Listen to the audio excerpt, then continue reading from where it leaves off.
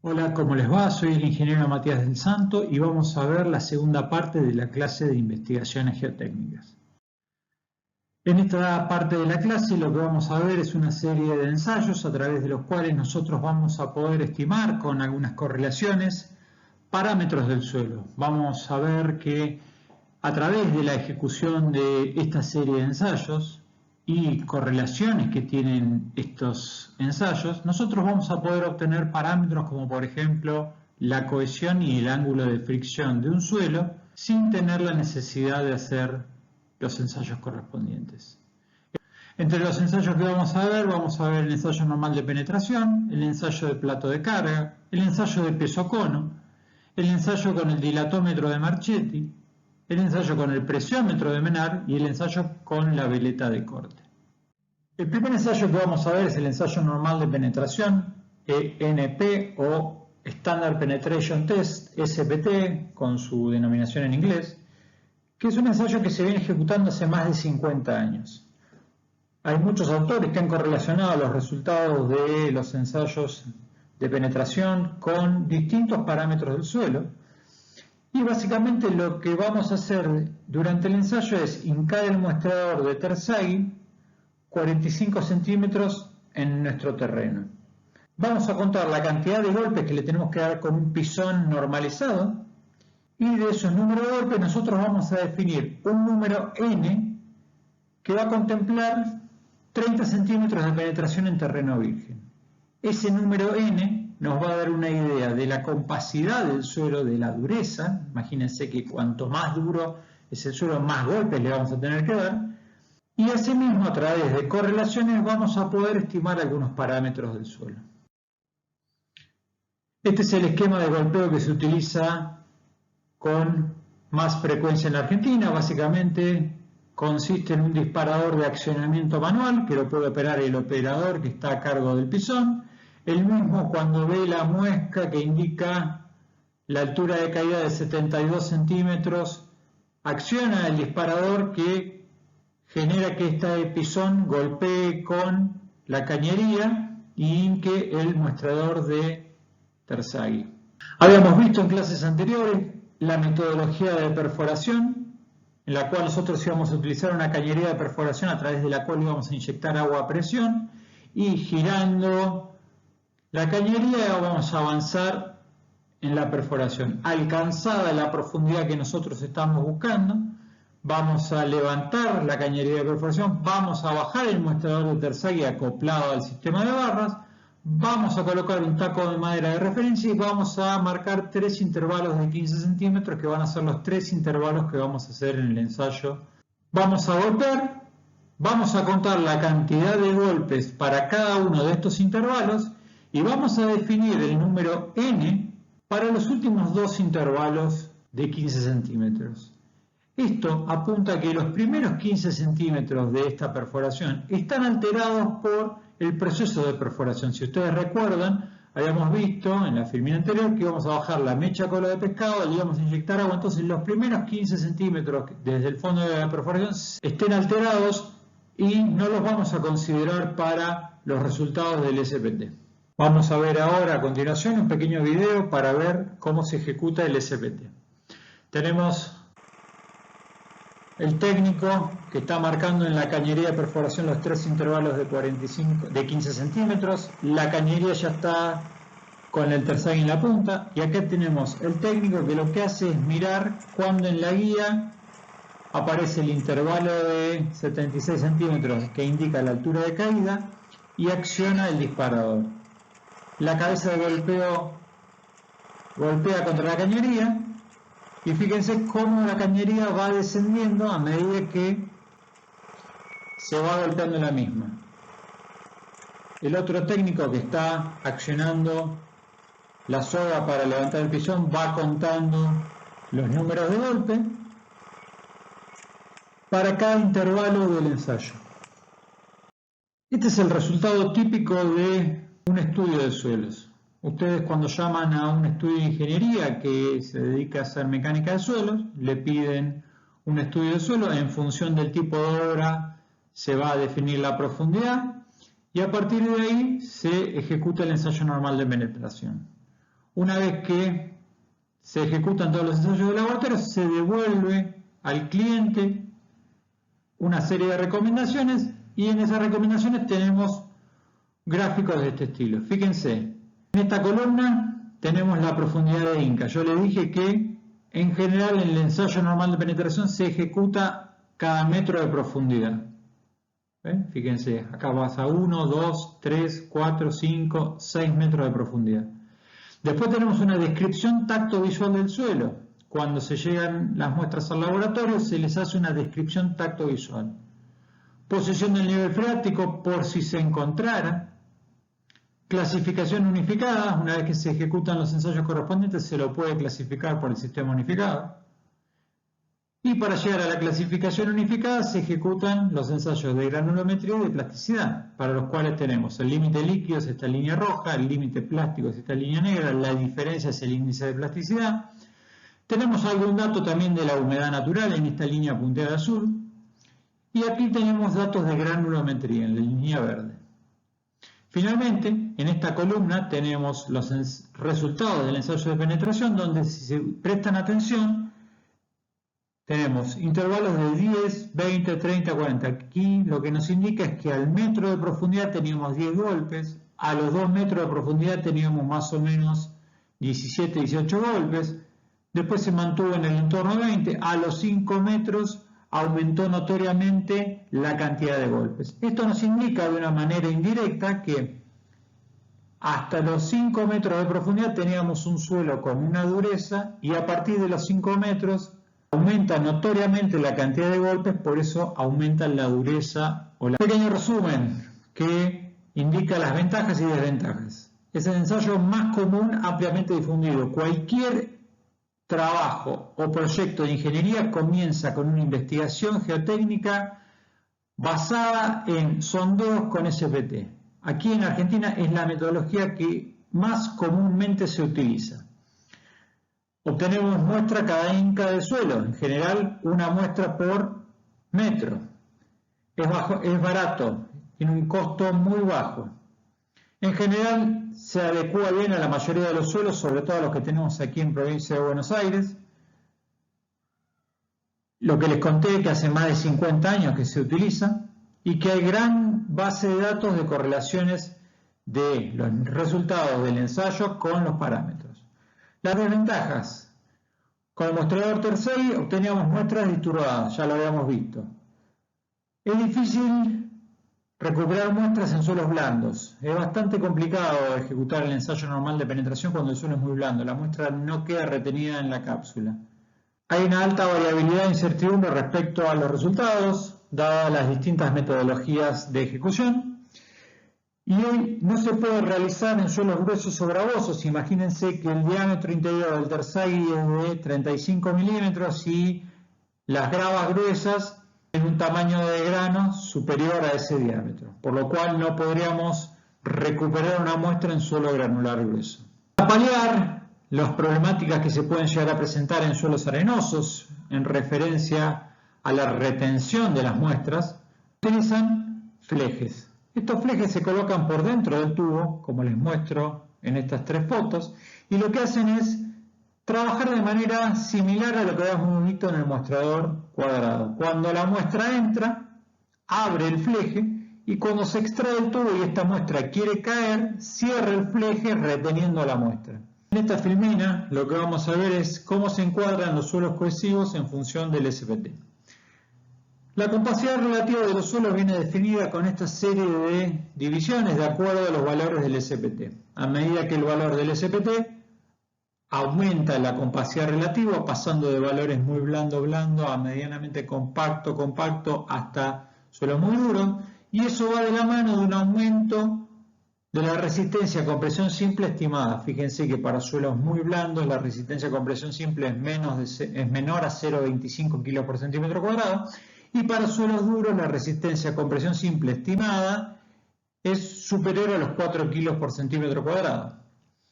De la misma manera, podemos encontrar algunas relaciones aproximadas y orientativas para los suelos aquí de la región del Pampeano, con las cuales nosotros vamos a poder estimar el valor de la cohesión no drenada a través de esta ecuación y el valor del ángulo de fricción no drenado, también con esta ecuación.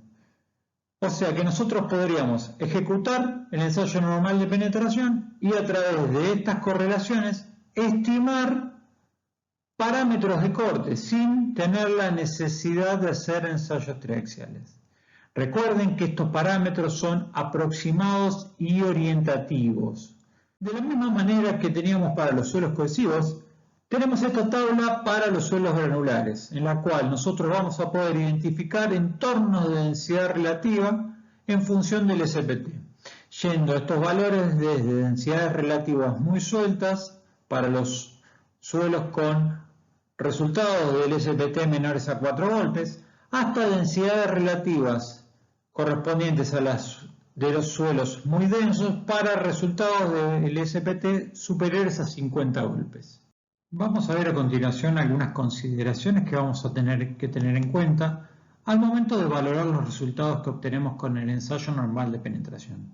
Esto es algo que nosotros habíamos visto en resistencia al corte cuando nos habíamos evaluado cómo era la variabilidad del módulo elástico en distintos tipos de suelo. Habíamos visto que si teníamos un estrato de suelo cohesivo uniforme, el módulo elástico se mantenía constante.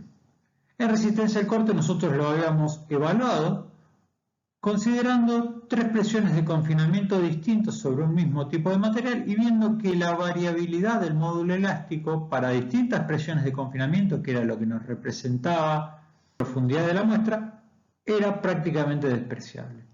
No sucedía lo mismo en suelos granulares, donde habíamos visto que una misma probeta de arena remoldeada, sometida a distintas presiones de confinamiento, generaba un incremento del módulo elástico con el incremento de presión de cámara. Básicamente es similar a lo que estamos indicando con esta línea roja, en la cual, en función de la profundidad, el módulo elástico en suelos granulares aumenta. Implica que los valores del SPT que obtengamos en los granulares van a tener que ser corregidos por presión de tapada. Para poder correlacionar el SPT a distintos niveles, vamos a tener que corregir esos resultados teniendo en cuenta la presión vertical existente en cada nivel. En general, a los resultados que nosotros obtenemos del ensayo normal de penetración, le tenemos que aplicar algunas correcciones.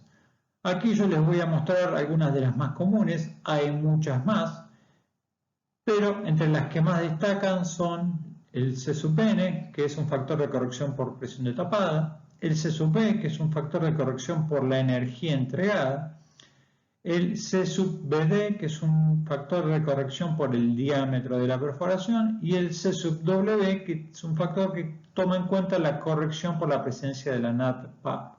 De la misma manera, existe algún factor de corrección que contempla el uso de un sacamuestras no normalizado.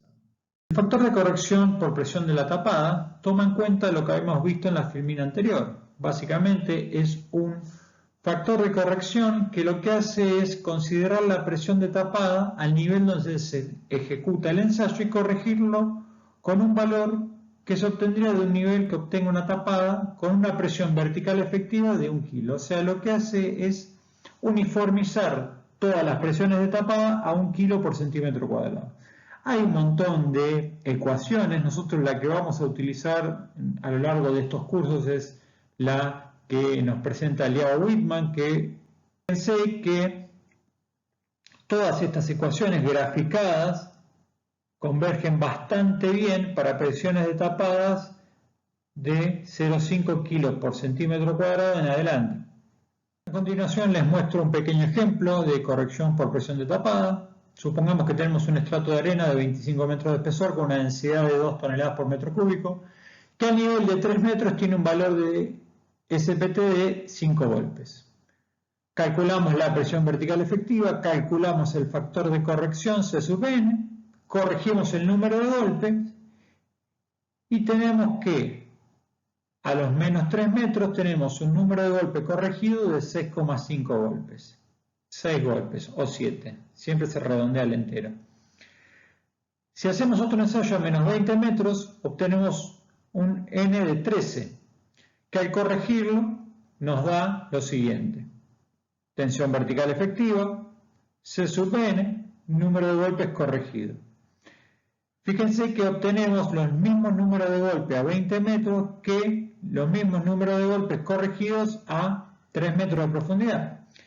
Eso implica que la densidad relativa de los dos estratos es similar y corresponde a la de las arenas sueltas. La corrección contempla las distintas metodologías de ensayo que podemos encontrar en la vida profesional. Nosotros habíamos visto la más común, que es con el disparador. También la metodología con el reenvío, en la cual el operador que maneja la soga es el que está mirando la barra guía y es el que ejecuta el disparo. La metodología con malacates, similar a la que vimos anteriormente con el reenvío, lo único que esta no contempla la utilización de un motor para levantar el pisón.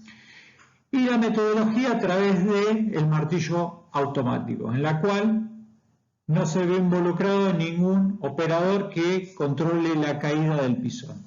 Estas metodologías entregan distintas energías teóricas. Podemos correlacionar estas energías con estas expresiones, en la cual el número de golpes para una energía especificada es igual al número de golpes 2 para otra energía especificada, de la cual podemos despejar los números de golpes en función de las energías entregadas. A nivel mundial, un 60% de la energía teórica, con lo cual nosotros, reemplazándola en la ecuación anterior, tendríamos que los números de golpes para un 60% de la energía teórica serían iguales a los números de golpes por la energía de nuestro ensayo por una energía del 60%. En Argentina, la energía del ensayo normal de penetración ejecutada con el método de disparador es en el entorno del 90%. Esto se comprobó a través de investigaciones realizadas en el Laboratorio de Mecánica de Suelos. Pueden encontrar el paper disponible en la web de la facultad.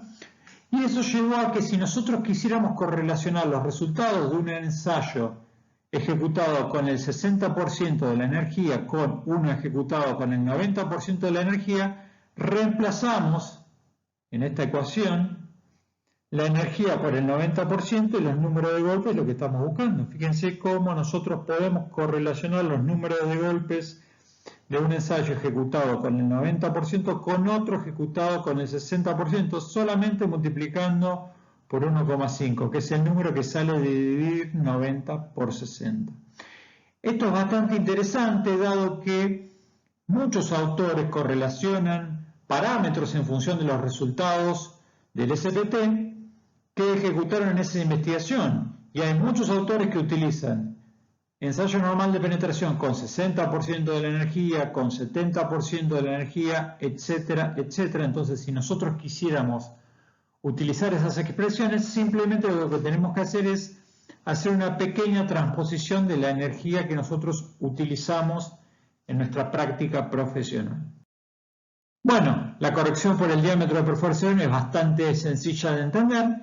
Si nosotros ejecutamos una perforación de 3 pulgadas de diámetro, que es la habitual, vamos a tener un factor de corrección de 1. En cambio, si nosotros aumentamos el diámetro de la perforación por algún motivo particular, este factor de corrección aumenta en la magnitud.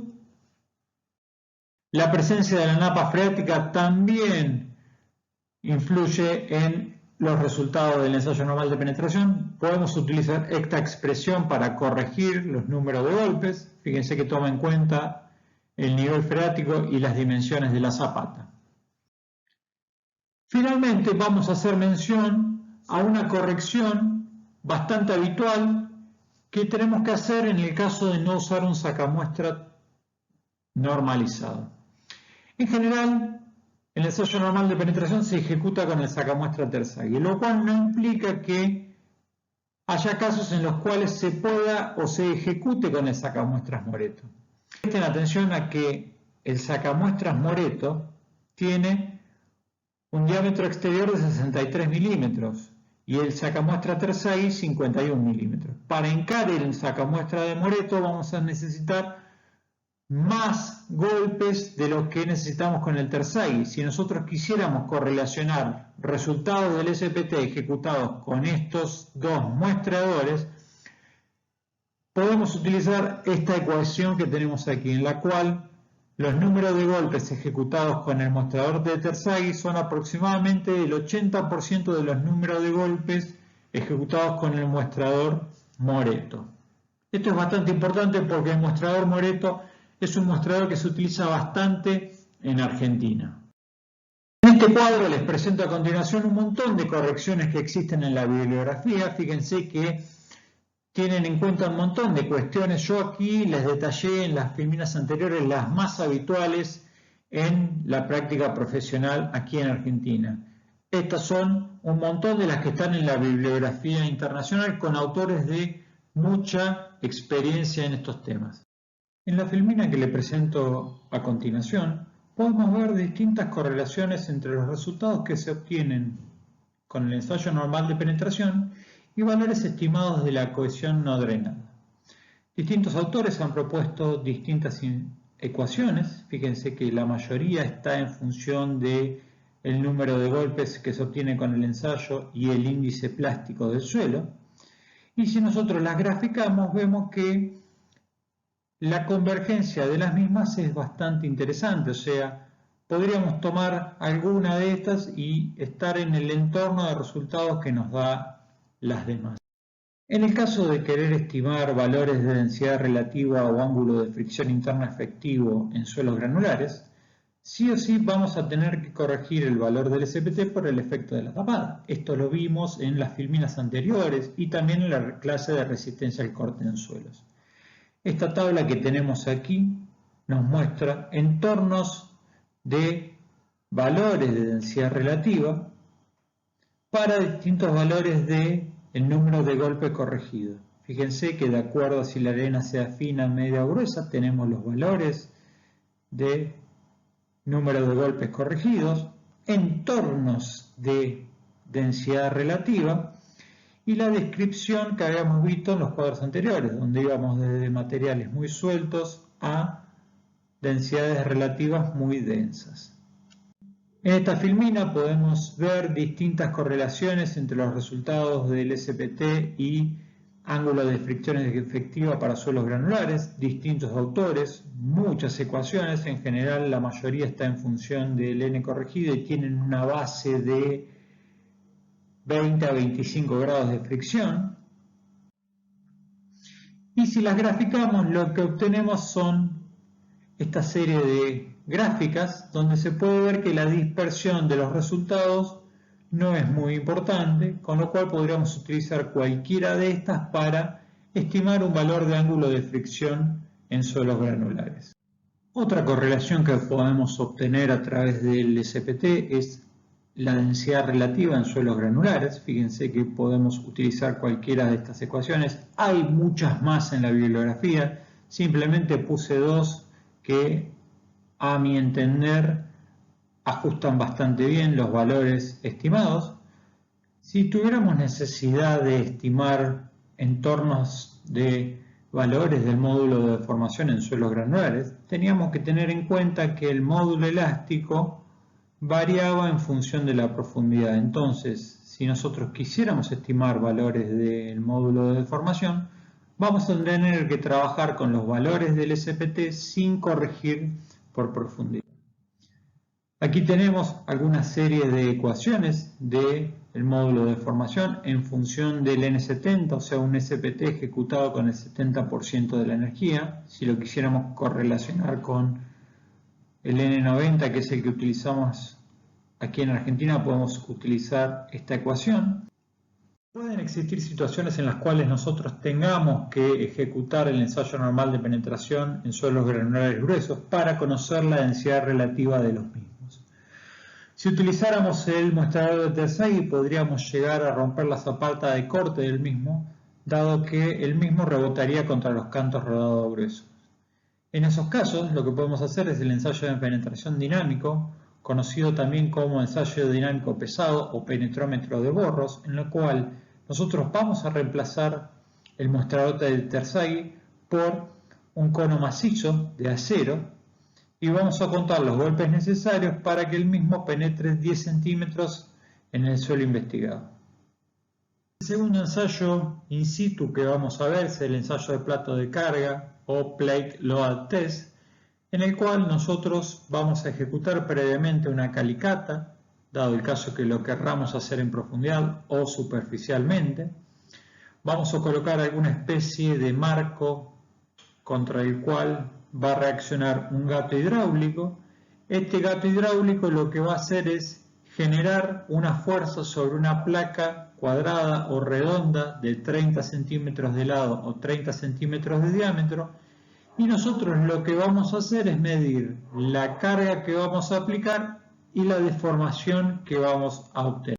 En estas filminas podemos ver algunas fotos de ensayos realizados. Fíjense, aquí tenemos el plato cuadrado de 30 por 30, aquí también. Estos dos fueron ejecutados en calicatas, este fue ejecutado superficialmente. Se colocan dos comparadores en el plato y un gato que va a ir generando una carga aplicada sobre el mismo. Un esquema habitual para ejecutar el ensayo de plato de carga, sobre todo cuando los ensayos son superficiales, es hacer reaccionar el gato hidráulico contra el eje de un camión cargado. Este eje con el camión cargado genera la suficiente fuerza de reacción para poder ejecutar perfectamente el ensayo.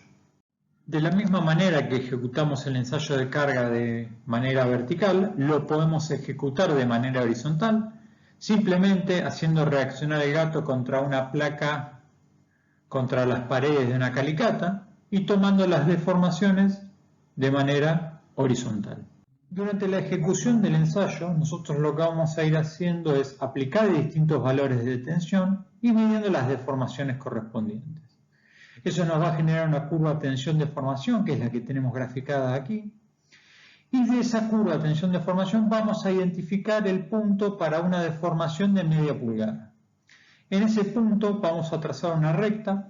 La pendiente de esa recta la vamos a llamar K sub B1 y ese valor lo vamos a denominar como módulo de balasto unitario o coeficiente de reacción.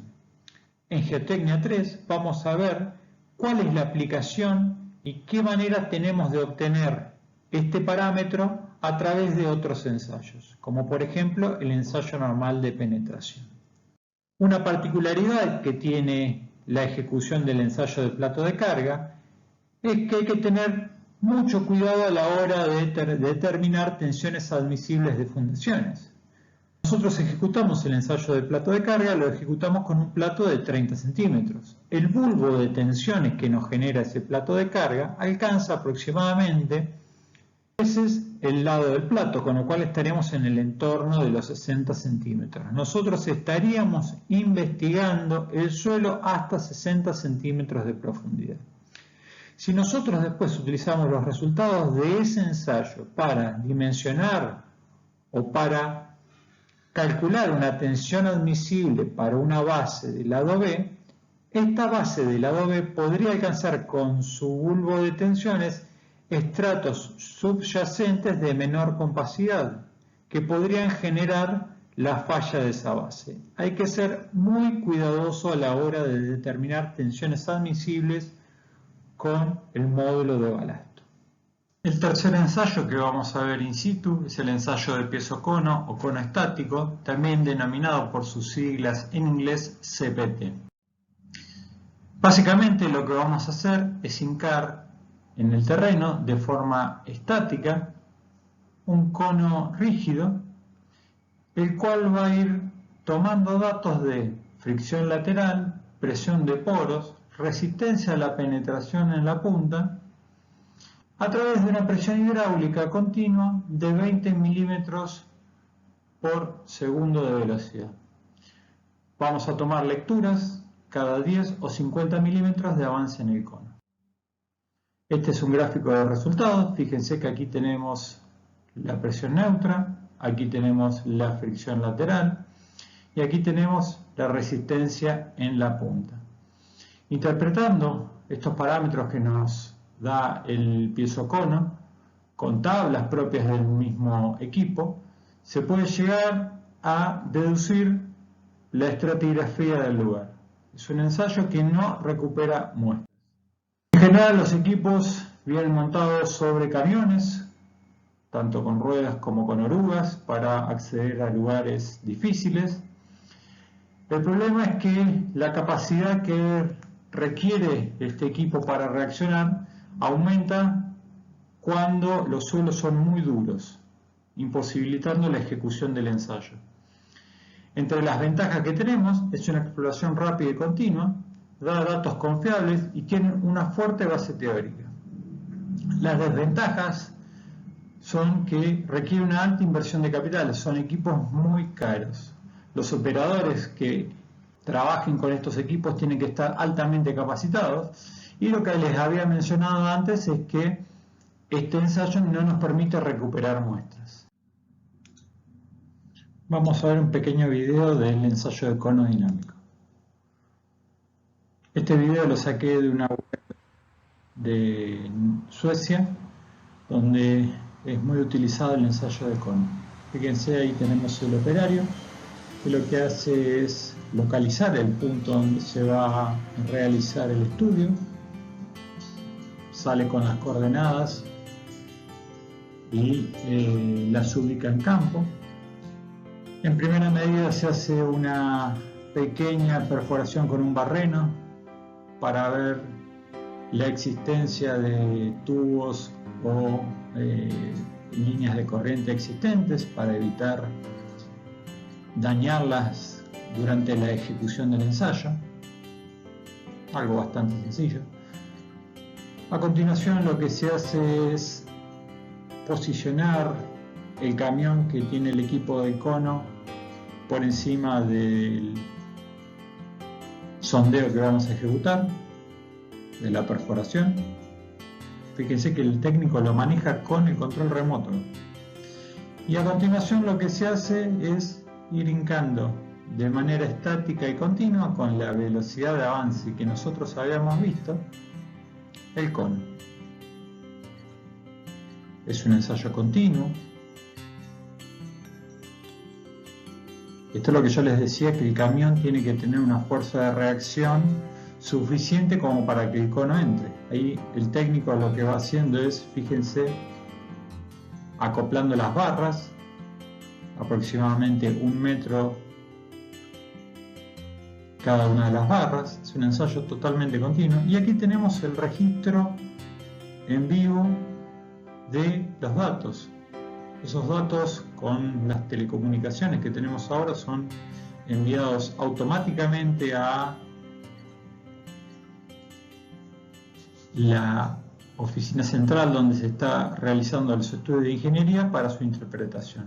Fíjense acá cómo avanza la perforación. Ahí termina, guarda los datos y automáticamente los envía para que los procesen. Ven, acá tienen distintos sondeos. Fíjense cómo se va armando la estratigrafía. Es muy rápido el ensayo.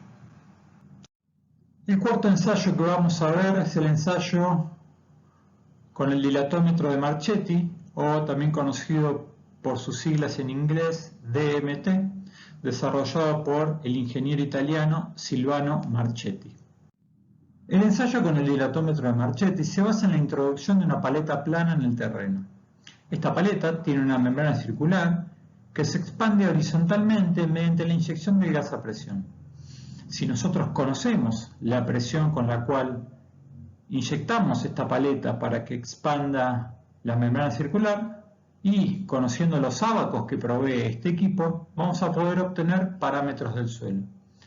Este tipo de ensayo es bastante aplicable en suelos granulares y cohesivos, de poco a muy densos y de blandos a duros. O sea, la secuencia para ejecutar el ensayo de dilatometría es la que vamos a ver a continuación. Vamos a hincar la paleta.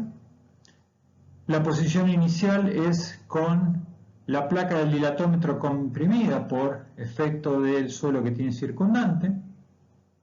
Vamos a empezar la inyección de gas. La membrana se va a expandir hasta que llegue a una posición en la cual se toma la lectura A, que es la posición inicial o cero, en la cual la membrana no sufre esa presión del suelo. y posteriormente vamos a continuar la inyección de gas a presión hasta que la membrana dilata 1,1 milímetros.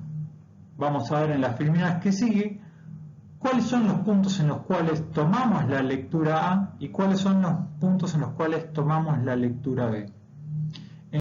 En esta filmina voy a tratar de mostrarles cómo es que funciona la cuchilla y la membrana del dilatómetro de Marchetti. Les había comentado que cuando la membrana llega a la posición A y a la posición B, emite una señal audiovisual. Fíjense que esta circunstancia se da cuando la membrana, o sea, esta membrana de acero inoxidable, que es la que se dilata, apoya sobre el disco de contacto, que es esto que está acá en rojo. Eso se da cuando nosotros hincamos la paleta y el suelo presiona lateralmente. De la misma manera, cuando nosotros por inyección de gas hacemos que esta membrana se dilate, lo que va a hacer es que al alcanzar 1,10 milímetros de deformación, desplace este cilindrito de acero inoxidable que hace contacto con el disco que tenemos aquí pintado en rojo y emite la señal audiovisual. Esa es la manera en la cual nosotros vamos a leer la presión de separación A, que sería nuestra presión inicial cuando la membrana está en esta línea, y la presión B, que es la presión para la cual la membrana se desplaza 1,10 milímetros. Los investigadores Bailey y Scott en el año 1975 hicieron una pequeña comparación entre la distorsión que se presenta en el suelo cuando nosotros hincamos un cono y cuando hincamos una paleta con el dilatómetro de Marchetti. Fíjense que la distorsión que se genera con el cono es un poco más elevada de la que se genera con el dilatómetro de Marchetti. Esto es simplemente para mostrar una de las características que hacen que el dilatómetro de Marchetti sea superior al cono. Entonces, bien, durante el ensayo nosotros vamos a ir variando las profundidades de ejecución del ensayo del dilatómetro de Marchetti, y el operador de la centralita para cada uno de los ensayos que nosotros ejecutemos va a tener que registrar los siguientes valores. El P0, que es la presión necesaria para el desplazamiento nulo, este es el primer instante cuando la membrana se despegaba del disco rojo. La P1, que es la presión necesaria para el desplazamiento de una membrana de 1,1 milímetro en el centro. Va a tener que registrar el nivel hidrostático o la presión hidrostática al nivel del ensayo. Y va a tener que hacer un pequeño cálculo que es un delta P, que es la diferencia entre las dos presiones. Finalmente, a partir de los valores de P0 y P1 que obtenemos durante el ensayo, vamos a determinar tres parámetros básicos de este equipo: el índice de material I sub D, de acuerdo a esta ecuación, el índice de tensión horizontal K sub D, de acuerdo a esta tensión, y el módulo dilatométrico E sub D, de acuerdo a este término que tenemos aquí. En función de estos tres parámetros que obtenemos del equipo y utilizando correlaciones que vienen con el mismo equipo, nosotros podemos determinar parámetros tales como el tipo de suelo, el índice de sobreconsolidación y K sub 0 en materiales cohesivos, la cohesión no drenada, el ángulo de fricción, densidad relativa en arenas y el módulo edométrico en suelos granulares y cohesivos. Este es el resultado o los gráficos típicos de un ensayo de dilatometría. Fíjense, aquí tenemos la profundidad.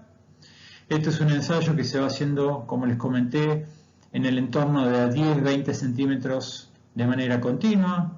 Fíjense que esto nos permite ir graficando curvas continuas en las cuales nosotros podemos identificar la variación del índice de material, la variación del módulo edométrico y la variación del coeficiente K sub D.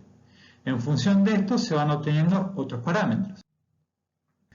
Este es uno de los ábacos que viene con el equipo, un ábaco desarrollado por el ingeniero Marchetti y por el ingeniero Krabs en el año 1981, en el cual, en función de los resultados que se obtenían con el dilatómetro, se fueron correlacionando otros tipos de parámetros. Por ejemplo, fíjense que en función del índice de material y del módulo dilatométrico, nosotros podríamos obtener entornos de variación de densidades y estimar qué tipo de material tenemos. Por ejemplo, arenas, arcillas y limos.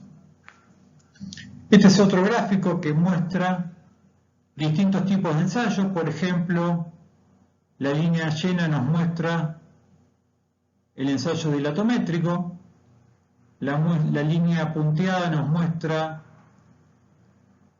la determinación de la cohesión no drenada a través del ensayo triaxial, la línea esta llena que tenemos acá es el ensayo de veleta de corte que vamos a ver. Fíjense que hay una muy buena correlación para la cohesión no drenada con distintos ensayos y el dilatómetro de Marchette, o sea, es perfectamente válido. Les voy a mostrar a continuación una serie de ensayos que se hicieron sobre una obra que ya les mencioné en Filminas de la primera clase, que es la obra del emisario. Esta obra en junio de 2016 tuvimos que hacer una serie de ensayos especiales que ahora les voy a mostrar a continuación. En el inicio de la obra hay una cámara de carga, que es esta que tenemos aquí a continuación. Para el modelado de esta cámara de carga se necesitó conocer parámetros específicos de la estratigrafía que conformaba el lugar donde iba a estar implantada, y para ello se nos pidió una serie de ensayos in situ. Esos ensayos in situ contemplaron la ejecución de ensayos de presiometría que vamos a ver más adelante, extracción de muestras inalteradas con el sacamuestra Denison y ensayos con el dilatómetro de Marchette. El equipo con la valija del dilatómetro que tenemos en el estudio es esta que tenemos aquí. Aquí tenemos el tubo de gas que nos permite inyectar gas a presión. Acá está la paleta. Tenemos un pequeño software que lo que nos genera es la digitalización de todos estos datos que antes los registraba el operador a mano. Ahora tenemos un software especial que nos permite ir registrando los datos, y aquí les muestro las longitudes de la paleta que luego con acoples de cañería vamos a ir descendiendo. Esta es la tubería por la cual nosotros inyectamos el gas a presión. Este de aquí soy yo registrando los datos, y esta es la paleta que nosotros descendemos en el terreno. En ese trabajo particular tuvimos que encamisar parte de la perforación porque estábamos perforando las arenas del Puelche, arenas que se desmoronan si pasa mucho tiempo, entonces hubo que colocar una camisa metálica para ejecutar sondeos en estratigrafías por debajo del acuífero Puelche. Estos son los resultados que obtuvimos. Los ensayos no fueron continuos como habíamos visto en la filmina anterior, sino que fueron puntuales a profundidades preestablecidas. Las líneas, los puntos rojos identifican el sondeo 1, los puntos azules identifican el sondeo 2. Fíjense que acá tenemos los valores que nos daba el ensayo, el índice de material, el módulo dilatométrico y el índice de estrés horizontal. Y podemos obtener parámetros como por ejemplo la cohesión no drenada en suelos cohesivos y el ángulo de fricción en suelos granulares. Fíjense que los resultados son bastante coherentes, o sea, nosotros podemos estimar muy bien los parámetros del suelo. El quinto ensayo in situ que vamos a ver es el ensayo con el presiómetro de Menard, también conocido por sus siglas en inglés PMT, desarrollado por el ingeniero francés Louis Menard. El principio de funcionamiento del presiómetro de Menard se basa en la puesta en carga lateral de una sonda cilíndrica. Nosotros le vamos a inyectar agua y aire a presión a una sonda cilíndrica, esa sonda va a dilatar y nosotros vamos a medir la dilatación. El análisis se basa en la teoría de expansión de una cavidad cilíndrica en un medio el cual se asume isótropo y homogéneo. Nosotros vamos a asumir que el suelo que está alrededor de la sonda es isótropo y homogéneo. La ejecución del ensayo es similar a lo que les muestro en esta filmina. Nosotros vamos a ejecutar una perforación con una mecha especial, con un diámetro similar al de la sonda de Menard. Vamos a hacer descender la sonda conectada a una cañería de perforación. Y lo que vamos a hacer es inflar esa sonda. A la vez que inflamos, nosotros vamos a medir los incrementos de presión y los incrementos de volumen de esa sonda y a partir de ahí vamos a trabajar con los resultados del ensayo. En este pequeño video vamos a ver la ejecución del ensayo de Menard. Fíjense, estaba ejecutada la perforación, se desciende la sonda hasta el punto que queremos investigar.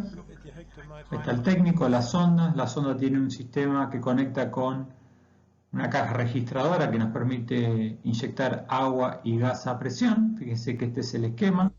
Caja registradora, un sistema con un tanque de aire a presión para generar la inyección. Y básicamente lo que se hace es, a través de la celda de carga, se genera presión y se expande la sonda. Esa expansión de sonda lo que nos permite es medir un cambio de volumen en la caja registradora que nos permite medir el volumen formado de la sonda y la presión de aire inyectado. Esta es la sonda monocelda original que había desarrollado Menard. Esta era una sonda de un cuerpo solo que tenía el problema de no mantener una deformación cilíndrica. Fíjense que si el suelo era muy duro, era más probable que la sonda se deforme lateralmente que contra el suelo. Para paliar este problema se desarrolló la sonda tricelda de Menard, que tiene una parte central, que es la que nosotros vamos a medir, donde nosotros inyectamos agua, y tiene lateralmente dos celdas de guarda que se inflan con aire que garantizan que esta deformación sea cilíndrica y acompañe las hipótesis que se habían hecho cuando se desarrolló este equipo.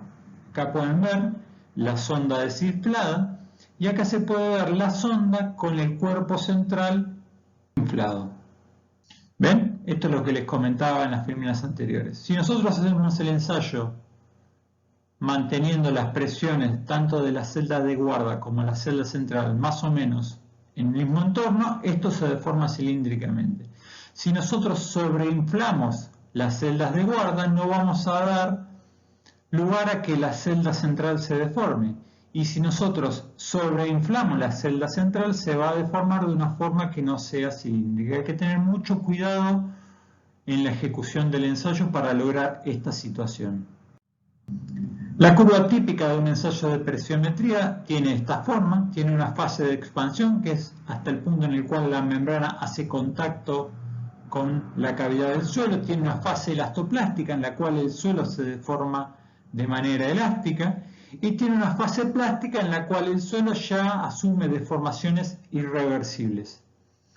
Parámetro interesante es, al final de la fase plástica, la presión límite que vamos a ver a de manera similar a la filmina anterior.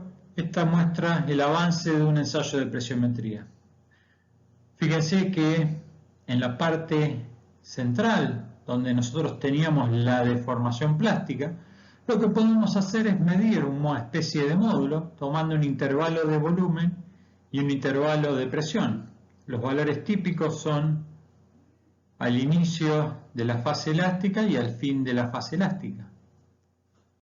Aquí les presento un resultado típico de un ensayo de presiometría. Presten atención a la primera etapa donde la sonda hacía contacto con las paredes de la perforación, la fase elástica y la fase plástica. Están muy bien definidas las tres partes del ensayo. De estos resultados nosotros podemos medir en la fase elástica el módulo de Menard, que si nosotros hacemos alguna especie de transformación en lo que es la presión aplicada y el cambio de volumen, fíjense que acá lo tenemos al revés, porque aquí tenemos la deformación volumétrica y la presión aplicada, es muy parecida a la curva presión-deformación, aunque en este caso la deformación es volumétrica. El módulo de Menard no es nada más ni nada menos que el módulo en la fase elástica para una deformación cilíndrica. Matemáticamente se calcula con esta ecuación. Hay algunos conceptos de la elástica clásica que hemos visto en otras materias de la carrera. Y para definir este valor de módulo E sub m, se asume que el Poisson es 0,33. Para resumir, podemos obtener tres parámetros del ensayo presiométrico. El módulo de corte, lo podemos obtener a través de esta ecuación. La presión de fluencia, que era la presión que nosotros le inyectábamos a la sonda al finalizar la etapa elástica. Y la presión límite, que era la presión necesaria para finalizar la etapa plástica. Con estos tres parámetros, nosotros podemos obtener parámetros a través de deducciones de expresiones conocidas, como por ejemplo el módulo elástico, la resistencia al corte, ángulo de fricción, dilatancia, presión horizontal efectiva y coeficiente de empuje en reposo. Una actualización de este equipo es el presiómetro autoperforante, el cual evita que nosotros tengamos que ejecutar la perforación, retirar las cañerías de perforación y bajar el presiómetro. Es todo un mismo sistema. Tiene una mecha de perforación en la punta, la sonda de Menard atrás y después se colocan las cañerías de perforación para ir ejecutando la perforación. Este equipo perfora, cuando nosotros llegamos a la profundidad que queremos hacer en el ensayo, cortamos la perforación y ejecutamos el ensayo. Es todo un sistema continuo, mucho más rápido que ejecutar la perforación y luego bajar la sonda. El trabajo que les voy a mostrar a continuación forma parte de las obras que se están ejecutando para el soterramiento del ferrocarril Sarmiento. Lo ejecutamos en junio de 2017 y básicamente apuntaba a obtener parámetros en los lugares donde se iban a soterrar las estaciones de acceso al tren. Se ejecutaron sondeos con una máquina de avance hidráulico. Acá podemos ver la perforación que se ejecutó a través del pavimento hasta una profundidad aproximada de entre 10 y 15 metros para luego ejecutar el ensayo de presiometría. Acá podemos ver la caja registradora en la cual podemos nosotros medir el volumen y la presión que nosotros le inyectamos a la sonda. Acá estoy yo registrando los datos junto a uno de los técnicos que operaba la máquina y aquí podemos ver la sonda una vez extraída. Finalmente vamos a ver el sexto ensayo in situ y el último que vamos a ver durante esta clase, que es el ensayo de veleta de corte o por sus siglas en inglés VST, que vienen de las palabras Vane Shared. La ejecución del ensayo de veleta de corte es bastante sencilla. Se ejecuta la perforación hasta una profundidad dada. Luego lo que se hace es hacer descender la varilla de torsión que tiene la paleta en su punta, insertarla en terreno virgen y luego empezar a girar esa paleta a una velocidad aproximada de 0,1 grados por segundo, determinando la fuerza que nosotros necesitamos para girar esa paleta. Una vez que nosotros logramos la rotura del suelo, se determina el torque máximo y a través de conocer la fuerza máxima que nosotros aplicamos en el torquímetro y las dimensiones de la paleta, vamos a poder obtener parámetros del suelo. El esquema de los trabajos es bastante similar a lo que veníamos utilizando. Teníamos un trípode que era el similar al que veníamos utilizando para la ejecución de la perforación con recirculación de lodos, un sistema de cañerías que van a llevar en la punta la paleta. Y aquí podemos ver a los técnicos ejecutando la perforación como habíamos visto en la primera parte de la clase. La conexión de la veleta con la caja de registro se da a través de un sistema de varillas similares a los caños de perforación, pero de dimensiones mucho más chicas, las cuales nos permiten alcanzar profundidades importantes. Vamos a ver a continuación la ejecución del ensayo de veleta de corte. Acá tenemos el torquímetro ya con toda la cañería y la veleta involucrada. Fíjense que está el técnico girando la manija y cómo el torquímetro va registrando la fuerza que nosotros le estamos dando a la paleta para que gire. Esto es básicamente el resumen de lo que ofrece como resultado del ensayo de veleta de corte. Nosotros, conociendo las dimensiones de la paleta, la altura y el diámetro, y a través de esta ecuación y de conocer el torque máximo que le entregamos a la paleta, lo que podemos obtener es valores de la cohesión no drenada del suelo. Estos son los resultados o los resúmenes de resultados de una campaña que se hizo en el Río de la Plata en el año 2005 para el emisario de Berazategui, donde sobre el lecho del Río de la Plata, en arcillas de origen marino, más conocidas en la jerga habitual como la formación pospampeano, se ejecutaron a distintas profundidades distintos ensayos de veleta de corte. Estos son los resultados, de los cuales se puede extrapolar alguna ecuación que aproxime los parámetros para obtener la cohesión no drenada, que es esta que tenemos aquí. Finalmente, para ir cerrando ya esta clase, tenemos las investigaciones geofísicas en las cuales nosotros podemos medir límites de estratos aprovechando diferentes propiedades físicas de los estratos. Dentro de estas investigaciones geofísicas podemos encontrar algunas que miden diferencias gravimétricas, diferencias magnéticas, diferencias radioactivas o diferencias sísmicas. En la ingeniería civil, las más habituales que se pueden encontrar son la exploración geoeléctrica, en la cual nosotros vamos a medir la resistividad eléctrica del suelo, y la exploración geofísica, en la cual nosotros vamos a medir la velocidad de propagación de ondas elásticas en suelo. Vamos a definir la resistividad eléctrica o resistencia específica de un suelo como la resistencia en corriente continua entre las calas paralelas de una porción de suelo. Depende mucho de los minerales constituyentes, la salinidad, de la temperatura y principalmente el contenido de humedad del suelo. Algunos parámetros de resistividad en suelos para distintos tipos de materiales, y aquí podemos ver la configuración más habitual para ejecutar el ensayo de resistividad, que es la configuración de 4 electrodos de Wegner. Nosotros lo que vamos a hacer es inyectar al terreno una corriente y vamos a medir la diferencia de potencial que se produce entre dos de esos electrodos. Acá podemos ver el resistivímetro o el telurímetro que tenemos en la oficina, las clavijas que se utilizan para colocarlas en el terreno y los cables que conectan las clavijas con el terreno. Presten atención, básicamente el ensayo es clavar las clavijas a separaciones constantes, hacer pasar la corriente y medir la diferencia de potencial entre esos dos. La exploración geofísica es un método basado en la propagación de ondas elásticas en el terreno. Depende mucho del módulo de elasticidad dinámico, del Poisson dinámico, de la densidad del material. Acá tenemos algunos entornos de velocidad de las ondas en distintos tipos de materiales. Es más económico que los sondeos, pero tienen la particularidad de que son difíciles de interpretar. Se los utiliza mucho en trabajos preliminares. La primera metodología que vamos a ver para determinar la velocidad de onda de corte en suelos es el cross-hole.